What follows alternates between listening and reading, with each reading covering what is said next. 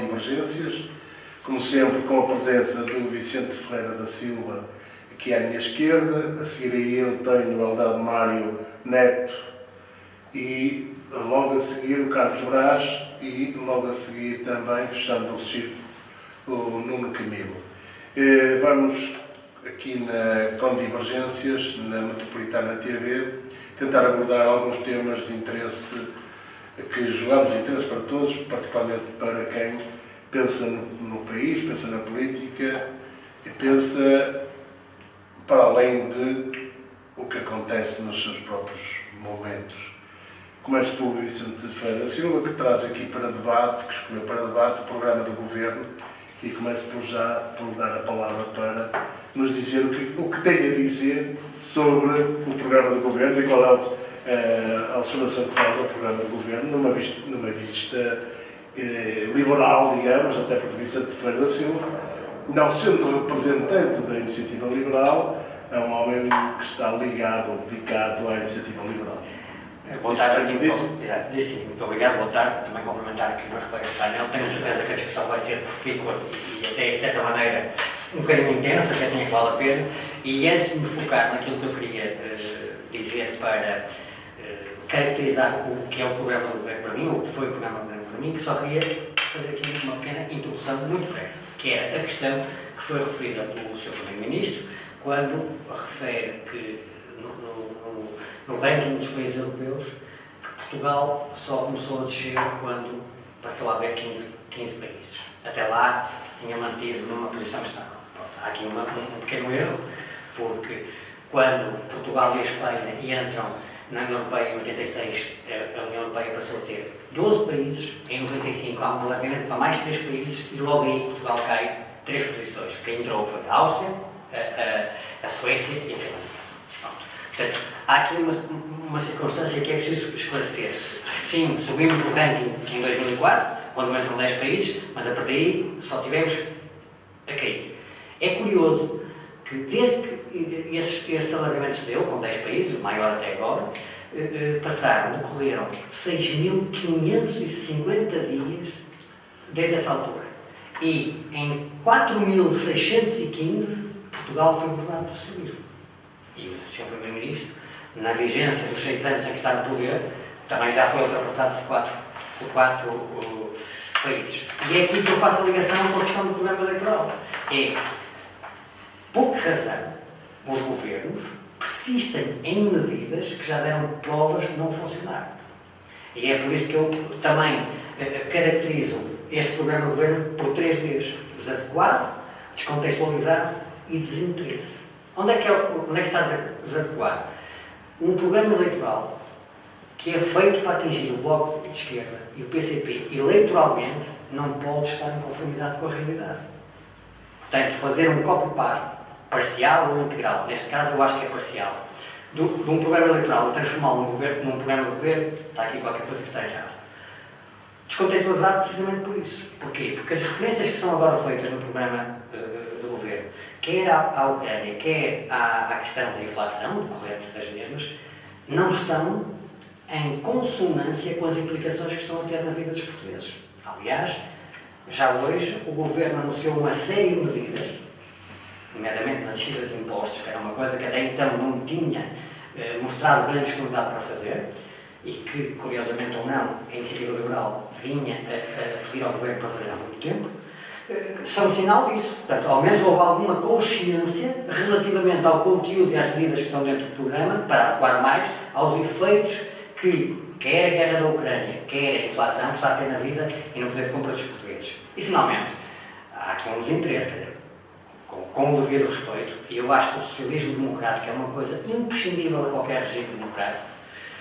Um copy-paste só pode significar desinteresse ou teimosia, ou eventualmente as duas coisas. Portanto, era esta questão que eu gostava de pôr aqui à vossa reflexão e também gostava de ouvir os vossos contributos para, eventualmente, trocarmos aqui algumas ideias.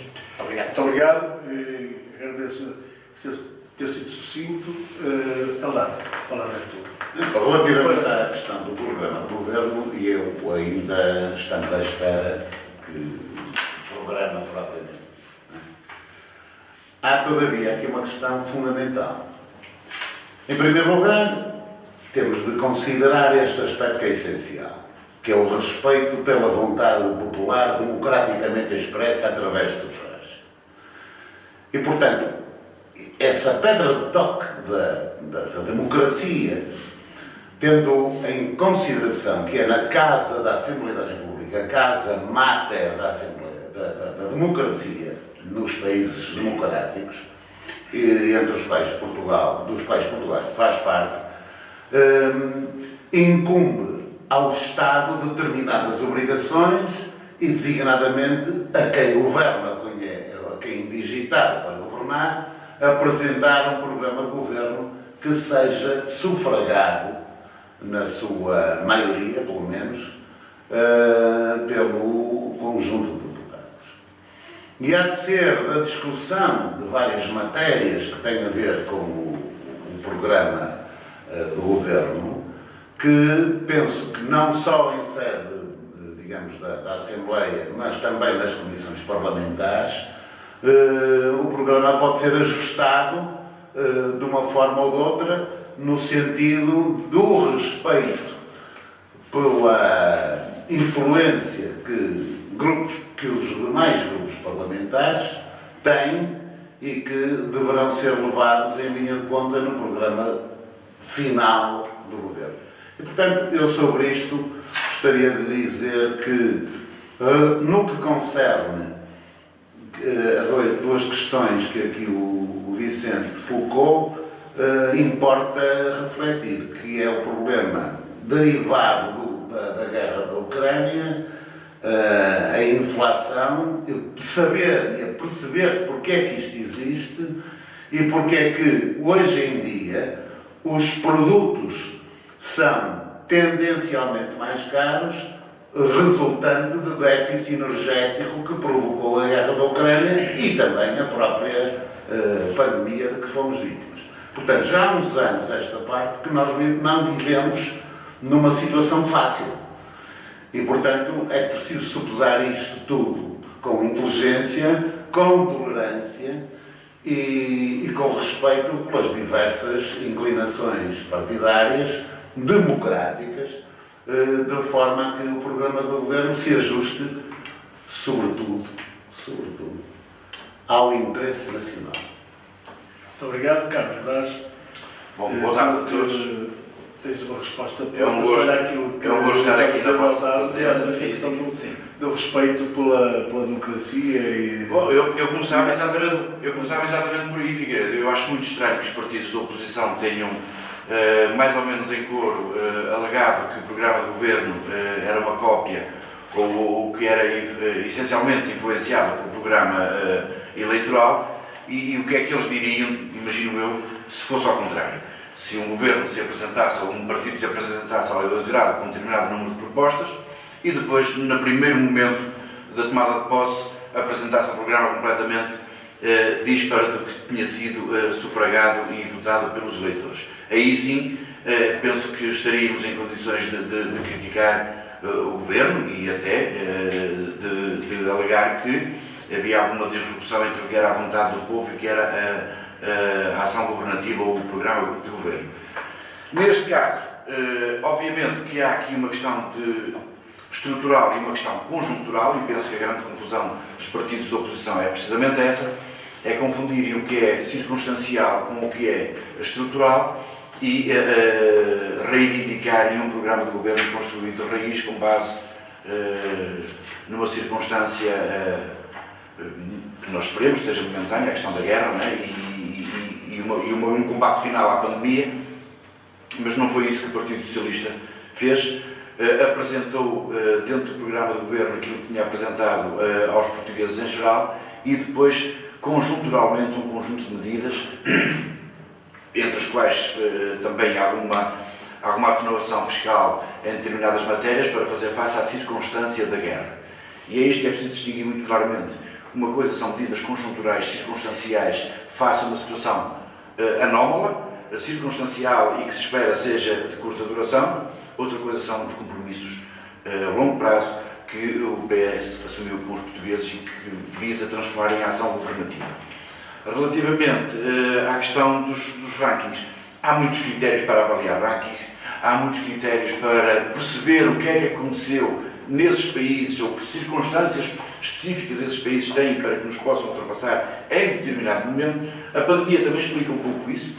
Nós somos um país em que o turismo tem um peso excessivo, ou excessivo não, mas muito grande na economia, e que é das atividades setoriais que mais demora a recuperar após uma situação de pandemia e, portanto, é normal que no curto prazo haja alguns rankings que não transfiram ou que não reflitam a realidade económica do país. Estou convencido que nós continuaremos a convergir com a média da União Europeia e ao convergir com a média do Primeiro-Ministro estaremos necessariamente a convergir com os que estão à frente, ultrapassada que seja esta circunstância anómala, quer do final do combate à pandemia, quer da guerra na Ucrânia e dos inerentes aumentos de custos, quer energéticos, quer de transportes.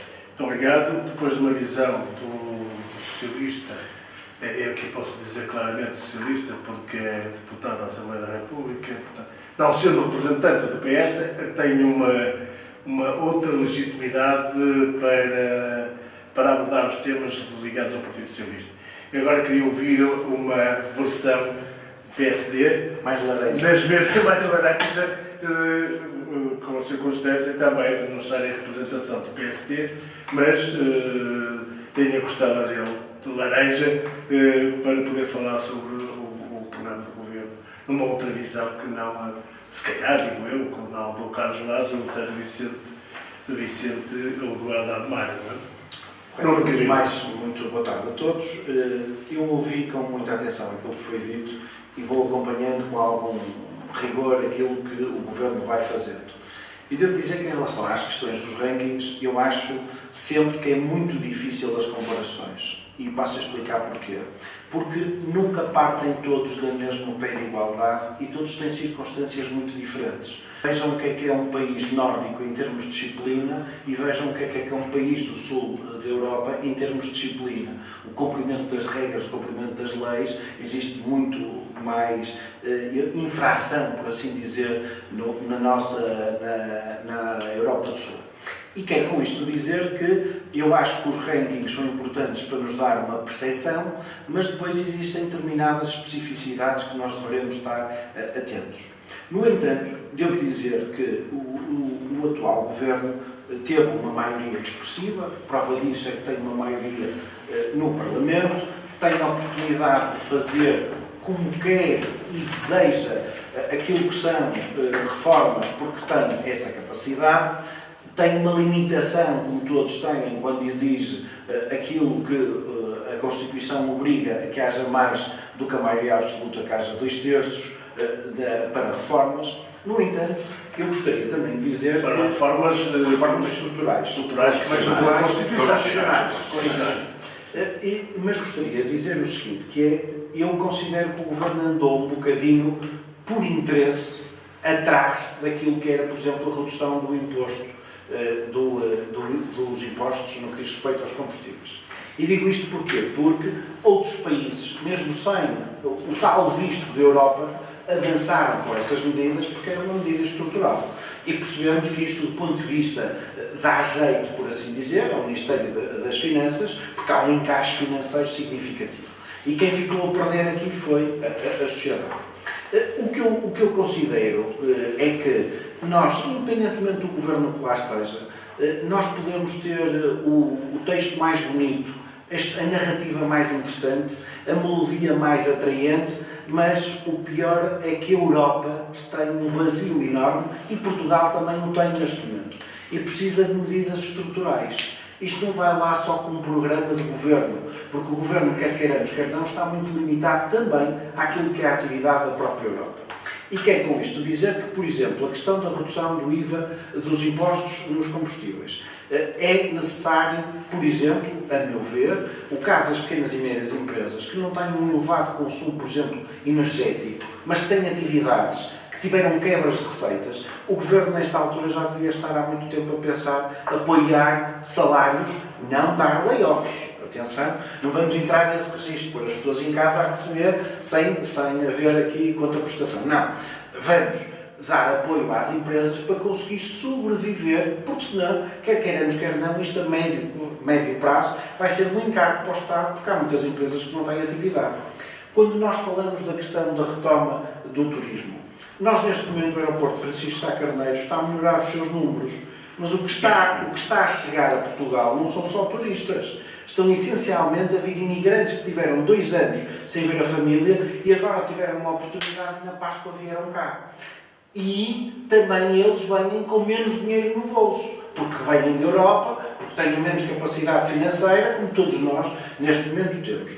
O que eu considero que é estruturante é que haja um pacto de regime no Parlamento. E esse pacto de regime deve existir em matérias, e vamos se calhar entrar naquilo que é o rotineiro, mas a justiça, a saúde e a educação neste momento são essenciais.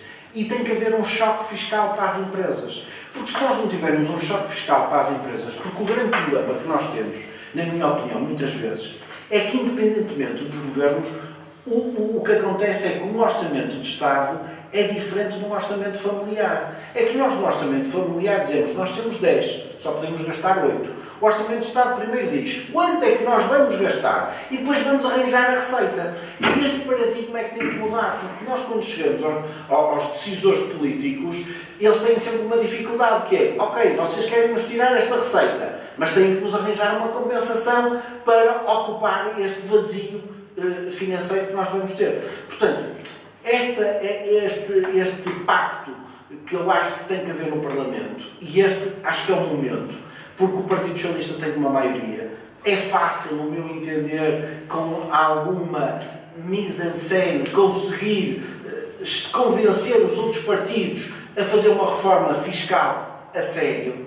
E vejamos o seguinte, se o Partido Socialista conseguiu convencer o Bloco de Esquerda e o PC, que eram muito radicais, e com algumas alterações minimalistas num Código do Trabalho, os conseguiu aceder a que eles vertessem para o Parlamento, e não podemos descurar, que durante toda a legislatura o PST votou mais vezes coisas favoravelmente do que votou o Partido Comunista e o Bloco de Esquerda. E não tinha acordo nenhum. Já foram vezes. Eu sei. Portanto, esta é que é a questão de fundo. Muito obrigado. Eu agora estou aqui na dúvida, mas eu acho que vou começar precisamente pelo... Eu como falei pouco sobre o tempo de falar. O Nuno é que falou um bocadinho mais que aqui. Quer deixar aqui 3 anos, desculpa, rapidamente parece que Eu também gostava que o Nuno Camilo explicasse melhor para percebermos com quem é que ele sugere que seja feito o pacto de regime. Eu quando falo, nós quando falamos E o PSD, qual PSD, quando? Não sei lá, os Os que estão no Parlamento, esse é o que interessa. Não podemos estar a falar naqueles que estão no telecomando e que não conseguem comandar, não é? Porque eu estou em casa, um comando e não ter pilhas no comando não interessa. Sempre são os que passam sentados. Obrigado. rapidamente só aqui 3 ou 4 coisas que me parece que vão ser transversal a tudo que foi dito e não antevejo grande oposição àquilo que eu vou dizer. Não, mas, Vicente, há uma coisa que eu tenho, eu retiro tudo aquilo que o Nuno disse, mas há uma ideia que o Vicente tem transmitido ao longo de algumas conversas, que é o orçamento zero. Sim, mas não é isso. Sim, isso pode ser objeto. Eu falei disso também da outra vez. Já estamos a questão, qual é o grande problema do Orçamento de Estado? É que o Orçamento de Estado implica, a priori, logo, a assunção de uma série de compromissos que andam para trás. Portanto, a margem de manobra política nos Orçamentos de Estado é muito limitada. A ação política de um governo não pode deixar aquilo que são os encargos que eram de trás.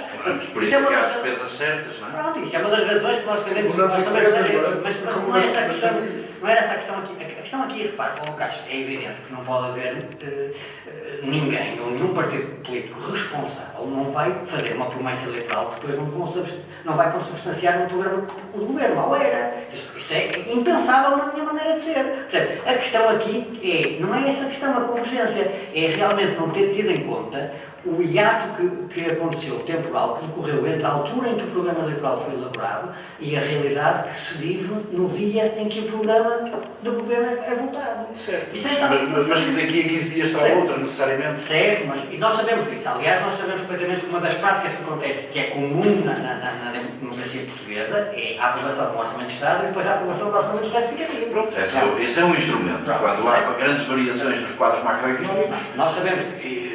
Mas deixe-me só dizer, há aqui uma coisa, repare,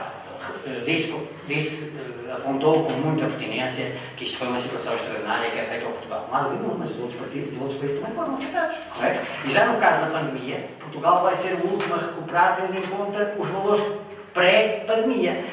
É esse tipo de circunstâncias que nós devemos tentar ter em mente. Eu, pessoalmente, aquilo que eventualmente, se alguma vez tiver funções governativas, que eu vou tentar implementar, e mesmo dentro do meu grupo, porque isto, como sabe, a democracia é um exercício de diálogo, de compromisso, de chegada permanente. Portanto, é muito natural que haja gente na iniciativa liberal que não pensa integralmente aquilo que eu penso. Portanto, vai ser necessário conversar e chegar a um entendimento. O que eu acho que é possível, que devia ser possível, ainda mais num partido que tem, numa altura que há uma maioria absoluta, é a humildade para, pelo menos, não é humildade, ouça, é mesmo humildade. Partir do princípio que nós não sabemos tudo e que se calhar há mérito nas propostas que são apresentadas pelos outros. Porque nós realmente, nós não podemos... Uma das coisas que eu evitarei, se alguma vez tiver esse tipo de circunstância e de responsabilidade, é que me digam que eu vou governar apenas para os liberais. Isso é impensável na minha cabeça. Isso foi um dos eixos da intervenção do Primeiro-Ministro, foi a questão da humildade democrática e a questão do poder, da diferença de poder absoluto e maioria absoluta. Não é? Penso que ficámos todos esclarecidos que certo. A atitude não pode ser essa, obviamente. Certo. Não é? Eu não espero outra coisa que me disse. Não, os bons estão todos do nosso lado certo. E os maus estão todos do outro lado. Certo. E eu não vejo isso. Claro, há pessoas que fazem essa, mas não é a prática maioritária no PS. Eu pelo menos não vejo isso. A questão aqui que eu queria dizer era precisamente isto. Um exercício de humildade, porque nós não sabemos tudo. E, portanto, podemos aprender com os outros e há medidas que os outros apresentam que são passíveis de aplicação num contexto macroeconómico e ideológico político diferente que possibilitam outro tipo de resultado. Ao Nuno, só queria dizer isto que é um complemento àquilo que ele disse. Há coisas que são inegáveis. Quer dizer, nós, em 2015, estávamos com um nível de riqueza 78% a nível da União Europeia. Hoje estamos com 74%. Em 2015, a Roménia estava 22 pontos percentuais atrás de nós. Hoje, este ano, está a 1 ponto percentual. A Roménia não tem Estado Social. Era só isto. É outra discussão, porque, de facto, há temas há condições e circunstâncias que cada um dos países vive que podem tornar diferentes as percepções que temos Sim, mas as questões do endividamento são importantes para aqui. As questões do endividamento. Muito breve. Quando, no programa de iniciativa liberal, que eu tenho aqui na minha frente, quando se diz aumentar a liberdade contratual, o que é que isso significa?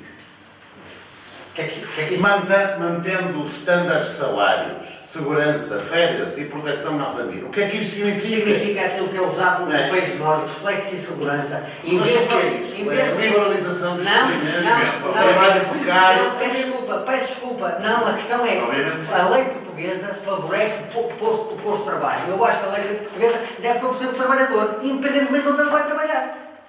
Bom, não, mas deve ter segurança. Flexi-segurança. Mas, não vamos discutir agora o programa do Governo, eu tenho aqui, eu vou pôr à sua consideração isto. Quer no Nuno Camilo. O Nuno Camilo apresenta como tema o futuro da Europa. O Carlos Braz apresenta como tema a influência da guerra na nova ordem mundial. Acho que estes dois temas estão interligados. Podemos discuti-los em conjunto, dando cada um o tempo um bocadinho mais alargado para abordar, porque acho que eu começaria pelo Carlos Braz e a influência da guerra na nova ordem mundial e depois os efeitos que isso poderá ter na Europa, no futuro da Europa. Estamos de acordo? Estamos. Carlos Braz. Bom, eu Desculpem, não sigo a ordem porque o tema do Eldado Mário será um tema que nos dará em... Fora da caixa. Fora da caixa. Que será para nos... se calhar levar um bocadinho. Mas é que lá fez. Carlos. Eu escolhi este tema não tanto para discutir aqui a perspectiva que cada um tem daquilo que são as causas da guerra, as próximas ou as mais remotas, o que é que levou a que isto acontecesse, o caminho que foi percorrido desde o fim da Guerra Fria, o comportamento da Alemanha nisto tudo. Não exatamente isso, mas sobretudo tentar perspectivar e convidar os colegas também a perspectivarmos o que é que isto vai mudar na realidade europeia, na realidade mundial, em termos de políticas de blocos, em termos de políticas de alinhamentos, porque nós vivemos de facto momentos determinantes em termos europeus e mundiais. Esta guerra veio trazer à luz de todos nós divergências, alinhamentos que nós não esperaríamos ver tão cedo e que se calhar, se não houvesse a guerra, jamais veríamos, por exemplo, ao nível europeu, da União Europeia. Eu acho que não se perspectivaria um alargamento tão grande, se calhar, que chegasse à Ucrânia há uns anos ou há uns meses. E provavelmente hoje estamos a discutir a possibilidade, a probabilidade e a celeridade da Ucrânia vir a entrar para... Mas a Alemanha considera que ainda não estão reunidas as condições para que a Ucrânia... Obviamente que não estão. Não, as próprias circunstâncias internas da Ucrânia, nomeadamente a questão... Desde logo ter um conflito. Não, mesmo antes do conflito, já não... A Sra. Merkel veio dizer que mesmo antes do conflito... A Sra. Merkel agora está a arriscar. A organização na União Europeia depende de um conjunto de circunstâncias muito complexas. Mas a questão é que está toda a gente determinada a parece que está toda a gente politicamente interessada. A questão é essa. Na incrustação da Ucrânia junto à Rússia, na União Europeia e na NATO, parecendo até que isso depende apenas de uma vontade política do clube no momento. E de um Estado espírito. É isso, mas é essa a questão. Muito bem dito. Mas é essa a questão. Quando não está. Não está. Nem pode estar. Nem deve. Relativamente depois... Sim. Mas o tema suscita isto mesmo, e a ideia era esta. Depois temos também outras questões que vão ser conexas com esta. Como é que se vai comportar a China no futuro em relação... Vamos ter uma aliança entre a China e a Rússia a constituir um bloco? Não vamos. A China vai se manter neutra e apenas focada na parte económica da coisa. Já agora que tu falas na China... A Índia, como é que se vai comportar? Como é que tu vês estas últimas afirmações do Primeiro-Ministro relativamente ao relacionamento futuro com a China? Quais declarações? Nossas? Do seu Primeiro-Ministro, que hoje manhã ou ontem, ao final do dia, dizia que temos que manter em aberto todas as ligações, nomeadamente com a China. Obviamente, aliás, ele tinha o problema da Índia, mas ele focou expressamente a questão da Índia, da China, como uma base de sustentação, digamos, dessa relação. O Partido Socialista tinha definido que... Desculpa, por causa do tempo marcado. Sim, que tínhamos que manter e estimular e incrementar o multilateralismo. Não nos vincularmos exclusivamente às ligações tradicionais com os Estados Unidos. E, portanto, demos passos concretos nisso, no relacionamento com a África, no relacionamento com o Médio Oriente, no relacionamento com a Índia, com a aproximação. E temos que manter, de facto, isso, mas agora nós temos que também depois pautar o nosso comportamento em face do que viermos a observar que seja o comportamento da China. A China arrisca neste momento também, dependendo do comportamento que vier a ter neste conflito, arrisca-se a ser sancionada. E se houver sanções contra a China por parte da União Europeia, obviamente que Portugal vai estar alinhado com a União Europeia, não é? Não podemos ter um papel diferente que não seja este. E era este tema que eu queria mandar aqui para o debate sobre o futuro da nova ordem mundial. Dentro deste âmbito que foi sugerido pelo Carlos Braz, como integras o teu tema, o futuro da Europa, porque nesta questão também se enquadra muito o futuro da Europa e as consequências que vamos ter para a Europa em função desta guerra que nos traz algumas preocupações, nomeadamente os preços de energia, as importações do gás e essas questões todas que nos estão associadas. Considerando que nada ficará como antes após isto. Sim. Eu acho que a primeira questão que vejo é que nós, quando olhamos para o mundo, vemos os Estados Unidos com uma necessidade muito grande de vender armamento e de continuar a mandar através do seu supermercado que se chama NATO. Pronto. Depois, olhamos, eles é que decidem quem é que compra os porta-aviões, os submarinos, os aviões e as avionetas e afins. Depois, acho que a China... Até desfazem negócios já feitos, como o caso da Austrália, com a França. A China, eu acho que a China aqui tem uma vantagem, que é... Eles parece que estão sempre com sono, com os olhos pequeninos, muito fechados, mas nunca estão a dormir. São os que percebem como é que a Organização Mundial funciona e vejamos que eles neste momento estão muito sossegadinhos a ver como é que a Europa e o mundo reagem a este conflito, porque eles a seguir para mim querem pôr a mão em cima de Taiwan. Mas tirando essa questão de Taiwan, à China não lhes interessa entrar no conflito. E aqui tenho uma pequena divergência de opinião com o meu colega Carlos Brás, que eu acho que eles nunca irão cair na tentação de ser sancionados, porque senão eles são a fábrica do mundo. Depois quem é que lhes vai comprar se eles forem sancionados? E nós, Europa, temos uma dependência daquilo que é a produção chinesa muito grande. Depois, relativamente aos outros países, eu acho que hoje nós temos, como havia, com o devido respeito, espero que me interpretem bem, antes, quando alguém falava de Timor, toda a gente, e vamos fazer menções honrosas, vamos fazer a corrente da União por Timor. Agora está na moda falar da Ucrânia.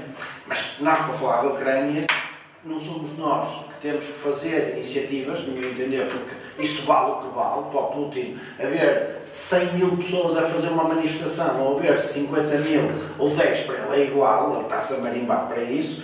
Os próprios russos estão indignados e prova disso é que até os próprios militares russos muitas vezes têm feito que não querem atacar quando sabem a realidade, porque o que lhes venderam é que aquilo era uma operação especial e que não era uma guerra, não é? E na verdade aquilo que eu vejo neste momento é que os BRIC, o caso do Brasil, que antes poderia contar com a operação, deixou de contar, não é? Nós neste momento, independentemente das questões políticas, percebemos que o Brasil é demasiadamente grande para conseguir algum dia ter um consenso e uma liderança forte, ok? A Índia, eu acho que a Índia vai querer ser o parente inteligente como eles são. Que é, nós vamos continuar a faturar, temos os crânios, faturamos, estamos nos Estados Unidos, temos bolsas, vendemos software, não nos chateiam muito e nós estamos aqui contentíssimos. Vendemos matemática. Agora, onde é que entra aqui a Europa? A Europa, eu já disse isto neste fórum, a Europa é o parque de diversões do mundo. E nós, neste momento, não temos uma estratégia de shopping. É o shopping.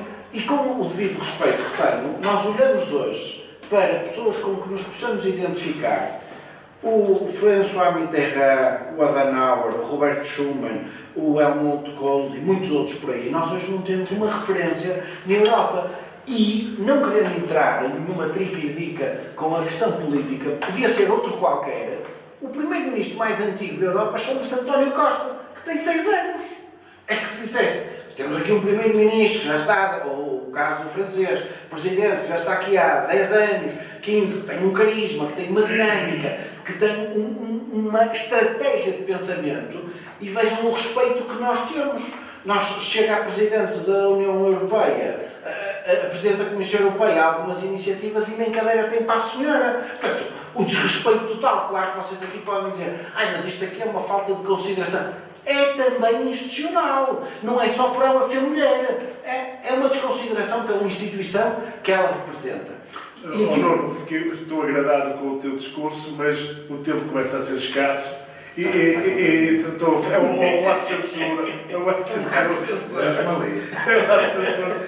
Porque o Vicente também tem algumas coisas para falar. Eu até estava a gostar muito do que estavas a dizer.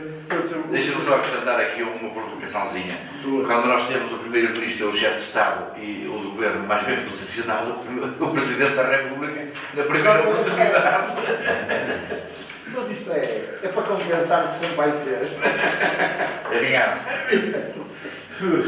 Há aqui algumas coisas que têm que ser ditas e que têm que ser postas em consideração. Primeiro, as circunstâncias específicas de cada coisa que nós estamos aqui a falar. Quer dizer, para todos os efeitos, quando a NATO foi criada, foi fundada, e curiosamente, estamos a falar praticamente em algumas coisas de uma réplica quase integral do que depois vai constar, ou que já constava até na Carta das Nações Unidas. Curiosamente, um dos países que entrou era Portugal, que era uma ditadura. Mas entrou. 1949. E qual era o paradigma? A defesa estava à frente da segurança.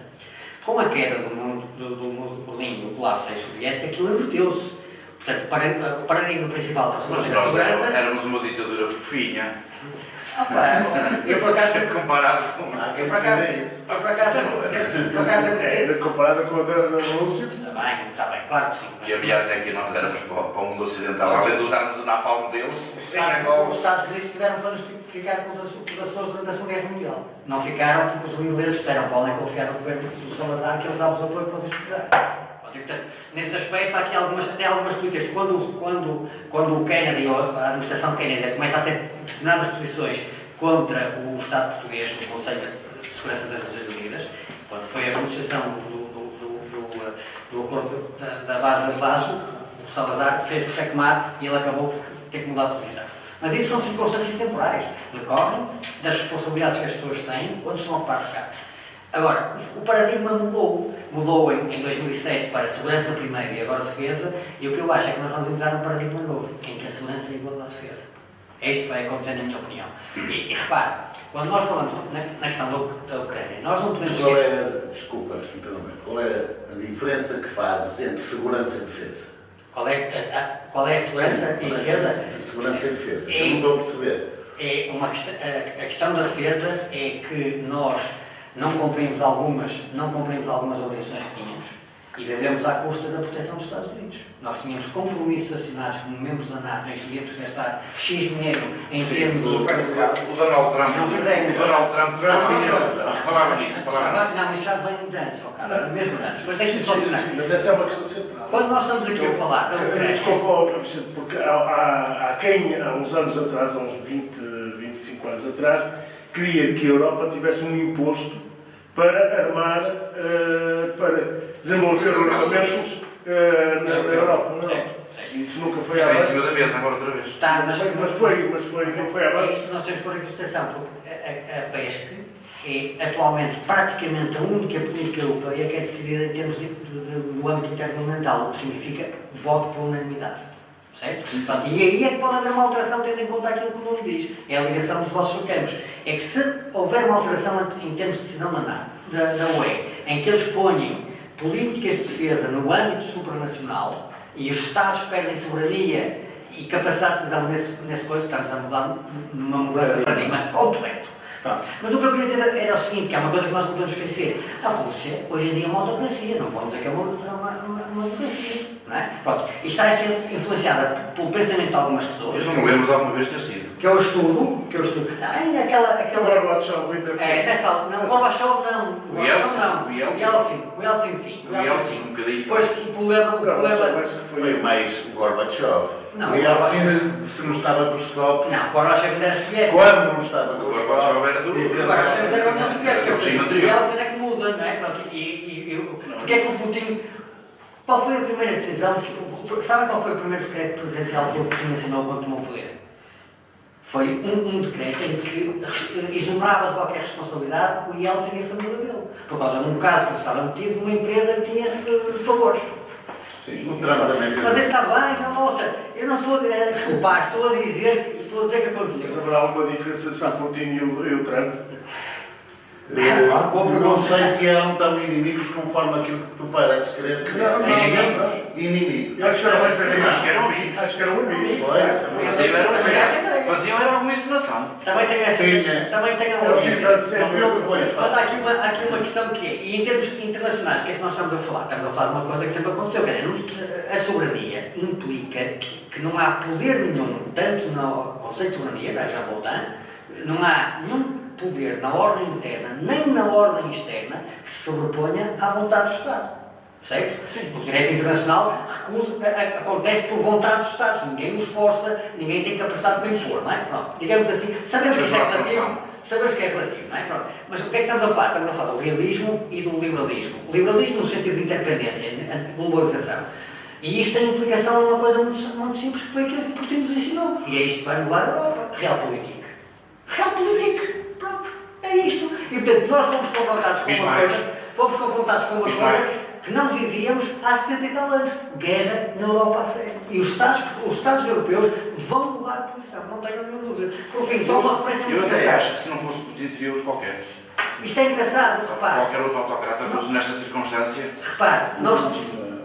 Regime bélico para responder. Hoje, nesta circunstância que tivesse feito este caminho.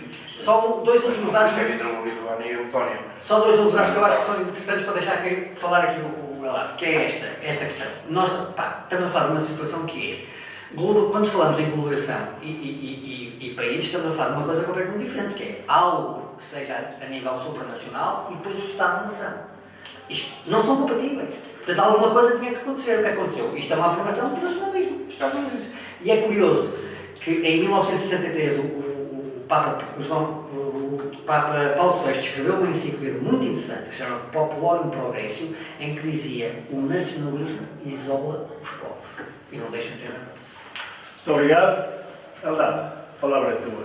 A questão é esta, no meu entender. Eu ouvi com muita atenção o amigo Carlos Vaz e o Vicente Ferreira da Silva, né? Ferreira da Silva.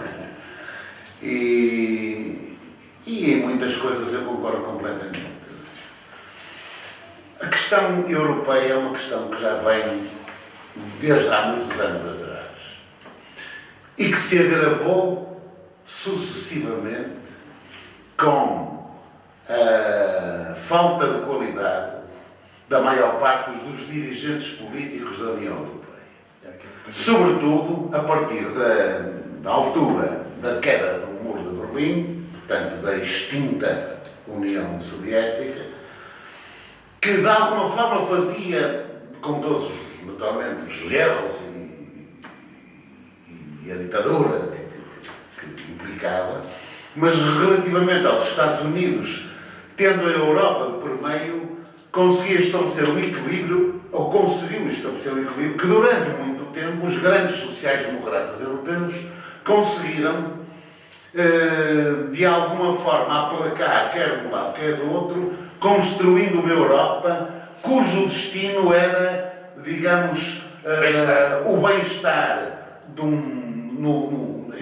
tendo em conta os grandes princípios morais, os baluartes da democracia ocidental, e eu estou a falar da democracia ocidental europeia, da liberdade, da fraternidade, da igualdade, do Estado social, da social-democracia. Aí foi com esse intuito que foi construída e pensada a União Europeia. É claro que o mundo transformou-se muito desde essa altura. E o capitalismo global tomou conta das rédeas dos grandes interesses a nível geoestratégico que existiam antes, mas que pioraram. A nível dos grandes interesses económicos e, sobretudo, a nível cultural.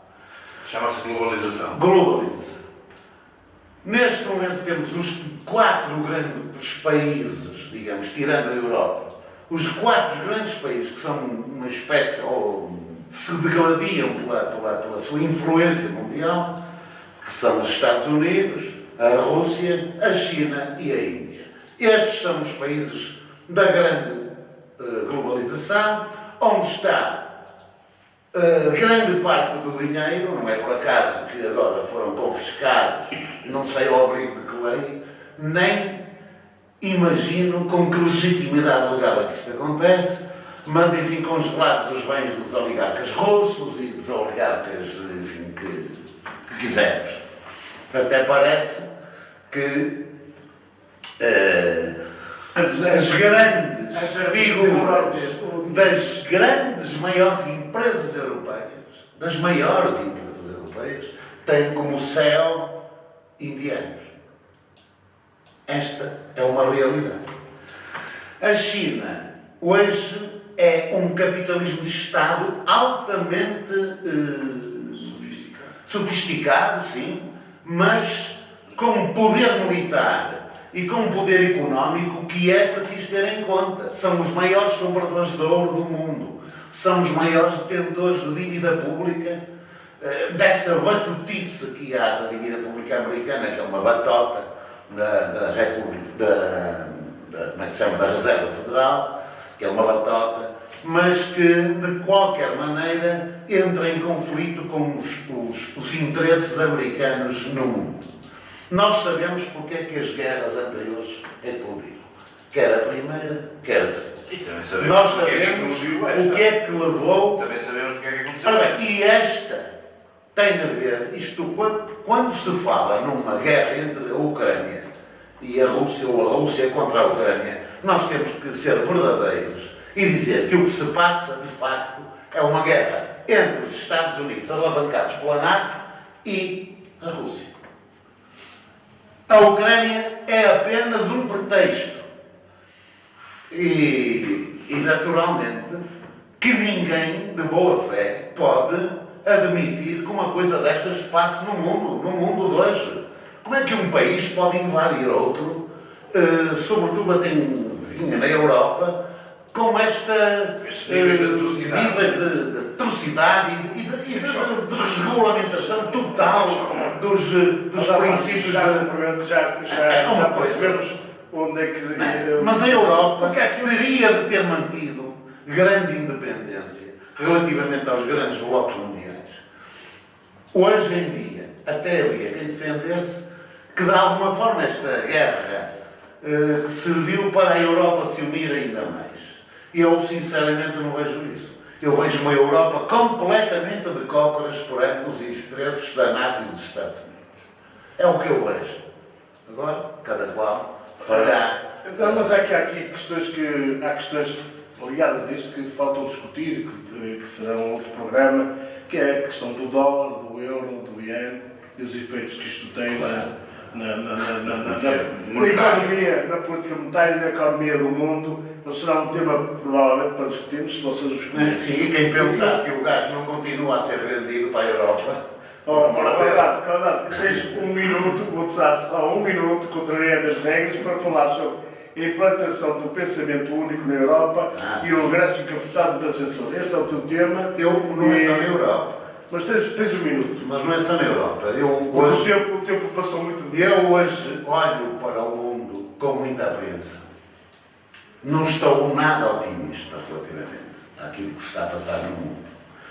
E eu acho que, neste momento, a intolerância, e isso vê-se nas redes sociais, quando se fala do que quer que seja, a intolerância, a falta de democraticidade é imensa. Hoje há censura. O Facebook faz censura.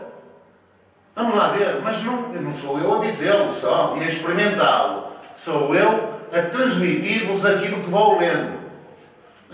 E, portanto, hoje, por exemplo, vamos tomar em conta isto que é para as pessoas perceberem melhor, da guerra entre a Ucrânia e a Rússia, ou entre, no meu entender, os Estados Unidos e a Rússia.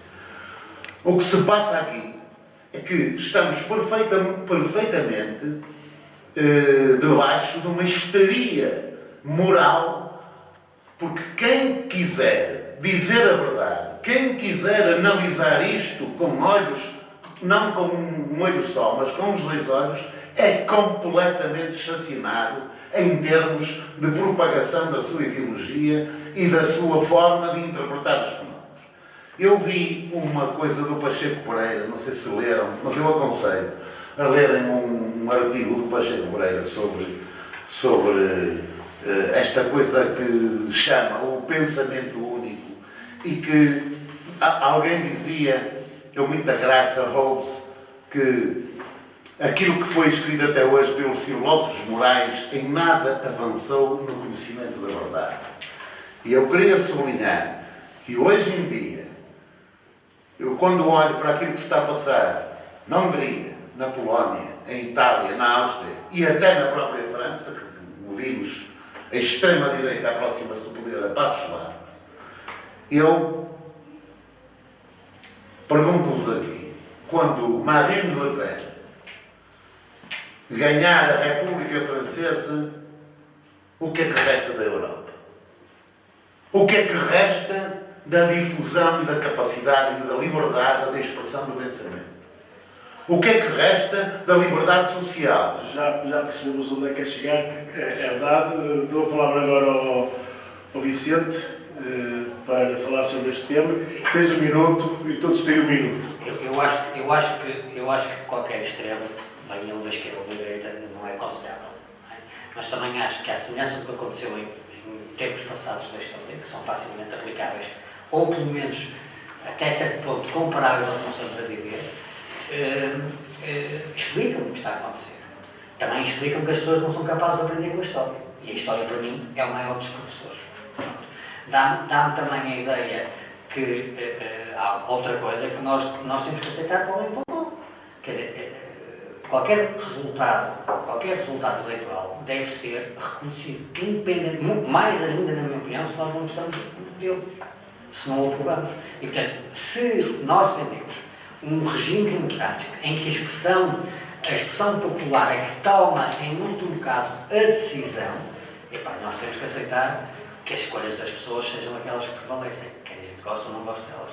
Para todos os efeitos, a soberania só é efetivamente exercida pelo povo quando ele participa ativamente. Mas eu falo da consciência crítica.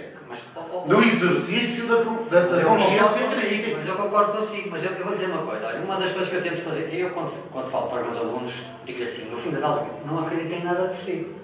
Vão consultar, vão ver, pensem criticamente sobre aquilo que eu vos digo. Percebe? Mas uma das coisas que a mim sempre me surpreendeu, e foi um livro que me marcou, foi o Lobby dos Intelectuais, do Roland Arend, que era grande amigo do Camus e do Sartre, que eram socialistas, como sabe, coisa. E uma das coisas que ele aponta lá muito bem foi como é que os intelectuais da esquerda foram capazes de pôr de lado a grande característica que tinham, que era o pensamento crítico, em favor de uma divulgação doutrinária. E, portanto, eu aí estou de acordo consigo. A última coisa que um país pode permitir é que os seus cidadãos não pensem criticamente. Mas, repare, consciente desta realidade, deve acontecer na França, certamente também. Eu não conheço a sociedade francesa tão bem como a portuguesa, mas tenho a certeza que há pensamento crítico. Sim, mas quando vemos as eleições francesas um representante de uma esquerda, enfim, mais radical, Mélenchon, apelar a que não votem na Marine Le Pen, não apela a que votem no Macron, apela a que não votem na Marine Le Pen. É o menor dos Quer dizer, é uma espécie de convite envergonhado, o que é inadmissível em termos de esquerda. Inadmissível. Carlos Brás. Bom, tens um minuto, sim, muito rápido. A democracia contém em si própria todos os requisitos, não é? É muito fácil, numa ditadura, eliminar adversários políticos, embora numa democracia não seja e não deva ser. Eu concordo consigo que nós devemos reconhecer os resultados eleitorais, sejam eles quais forem, e depois fazer o percurso de ir para a frente e lutar pelos nossos ideais, não é? Antes de mais, eu não acredito que a Marine Le Pen algum dia venha a ganhar as eleições em França. Não acredito que isso venha a acontecer. Embora o facto dela ir, já é a segunda vez que ela vai à segunda volta, é significativo, não é? É significativo, porque há exatamente, sempre mais à direita. Exatamente, com alguém que fala à direita. Portanto, não, mas ela mudou o discurso. Ajustou o discurso. Ajustou. Até por causa também da guerra. Até por causa também da guerra da Rússia com a Ucrânia, que também obrigou a ajustar um bocadinho o discurso, porque ela também tem créditos para souber lá. Putin foi o grande financiador da extrema-direita no mundo. Pode ser que daí venha alguma vantagem da guerra. Inclusive é dela. Pode ser que daí venha alguma vantagem desta guerra, ou seja, a única, que é de reduzir a capacidade de intervir nos partidos de extrema-direita. E, portanto, isso já é uma vantagem. Quanto à questão do pensamento único, eu não estou tão alarmado como o Eldad, embora haja fenómenos e epifenómenos quanto à desinformação, quanto às fake news e à celeridade com que uma notícia falsa circula é astronomicamente diferente do que circula o desmentido dessa própria notícia. E isso é preocupante. Eu tenho participado numa iniciativa do Parlamento dos Jovens e tenho andado nas escolas, um pouco até pelo país todo. E, sendo o próprio debate, o tema de debate, a desinformação e o alerta para as fake news, eu tenho assistido dentro das salas, à minha frente, a uma completa desinformação e à solução de chavões que não são verificados, que não são confirmados e que eles dão por adquiridos e por certos. Alunos que estão alerta para o tema, que estão a participar no debate e que se deixam contaminar com um título, sem confirmarem, sem validarem, sem verificarem fontes, sem nada. E isso é assustador. Isso é assustador. Pesadelo orwelliano. Eu dou aulas na universidade e vejo isso, portanto, imagino. Nuno, tens a palavra para terminar o programa. Muito bem. Eu acho que nós devemos olhar para aquilo que foram as últimas eleições europeias e percebermos que o centro-direita e o centro-esquerda perderam o domínio. E quem foi ganhando o domínio, neste momento, cresceu, é a direita populista e os verdes mais na Europa ocidental. Eu acho que isto deve-se a duas coisas. Uma é que nós somos uma sociedade mais consumista e menos integradora daquilo que são os princípios, liberdades e garantias. As pessoas estão desinformadas. Hoje as pessoas não leem um jornal e vemos, antes o jornal público tinha uma grossura, hoje é um livrinho fino. As pessoas não leem jornais, as pessoas não se interessam, as pessoas não veem debates de política, as pessoas querem... Mas percorrem 2 km com o dedo do telemóvel por dia. Era isso que eu ia dizer. E consomem informação. O mais grave, O problema é que consomem informação. É que há aqui um outro problema que pode ser outro debate, que é a questão dos programas populistas que não são programas que não têm nada de educação e que são os grandes baluartes das comunicações sociais. Se nós hoje fizéssemos um inquérito e perguntássemos às pessoas quantos livros é que leram sobre a história, sobre sobre o Álvaro Cunhal, sobre os clássicos da literatura portuguesa, a parte das pessoas nem sabem, não é? As pessoas hoje o que querem saber é o soundbite. E hoje, depois temos um problema estrutural, que é, temos um conjunto de pessoas que vão para os partidos políticos e que não sabem o que é que o partido defende. Essa fraca base Só vão atrás do soundbite e é aquela conversa de café, vamos atrás daquilo. E este é que para mim é o grande perigo que a Europa tem. Eu quando há bocado falava e dizia que a Europa não tinha líderes, porque nós não é só líderes, é ter líderes com um pensamento estruturado. Que é isto que nós precisávamos neste momento. E Portugal, independentemente de quem esteja no governo ou quem esteja na oposição, neste momento tem este problema estrutural, não é? Por exemplo, eu não reconheço alguns políticos que estão no Parlamento, que eu não reconheço conteúdo para lá estarem. E lá estão. Mas estão à custa de quê? Acima de tudo, do lobby, do interesse e de um saco de votos. Que muitas vezes, se nós nos pusermos a falar, ai Jesus, que é uma desgraça. E se calhar, eu tenho pessoas que conheço bem, dou os parabéns ao meu amigo Carlos Brás, que reconheço que tem mérito por lá estar, porque tem competência para isso, mas reconheço outros que eu digo assim, nem para porteiro servia lá estar, não é? Corro o risco de depois estar a dizer isto, irei ao Sr. Augusto Santos Silva, que gosta de bater na direita, e fui pôr-me um processo em tribunal. Mas pronto,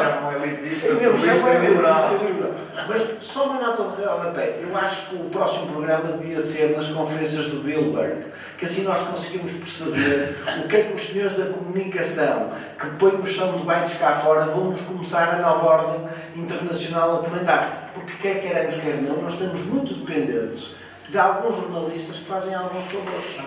Deixa-me só pegar uma pequena nota. É a questão das independências de informação. Isso é outro tema. Isso é outro tema para o programa inteiro. Só uma pequena nota, porque isto é transversal. É o que está a dizer. Nós vivemos num mundo, hoje em dia, o nosso mundo é um mundo instantâneo. Instantâneo. E o descartável. Claro, Carlos, repare, o que é que aconteceu depois da Segunda Guerra Mundial? Os empregos eram vitalícios. Vitalícios, correto? O meu pai trabalhou toda a vida no mesmo emprego. Portanto, hoje em dia, o que é que vai acontecer? Nós vamos trabalhar muito tempo, mas em períodos... Reflexo de segurança. Não é que está aqui... É um emprego descartável. Não é um emprego Apanhamos aqui o Vicente na curva. Não é um emprego descartável. Ouça, a sua licenciatura é apenas uma base de trabalho. Provavelmente vai ser uma profissão em algo que não está diretamente relacionado com a sua licenciatura. E vai ter permanente atualização. É isso mesmo, vai ter que ter formação permanente. Isto é o instantâneo obriga a informação. E infelizmente há pessoas que não são capazes de perceber que para qualquer questão há duas perspectivas distintas no mínimo. No mínimo. No mínimo. Muito obrigado, foi um prazer estar convosco, como é sempre. Tenham um bom dia, um resto de um bom dia e uma boa noite para todos. Muito obrigado, Vicente Ferreira da Silva, Eldado Mário, Carlos Brás e Nuno Camilo, e até para a semana. Muito obrigado.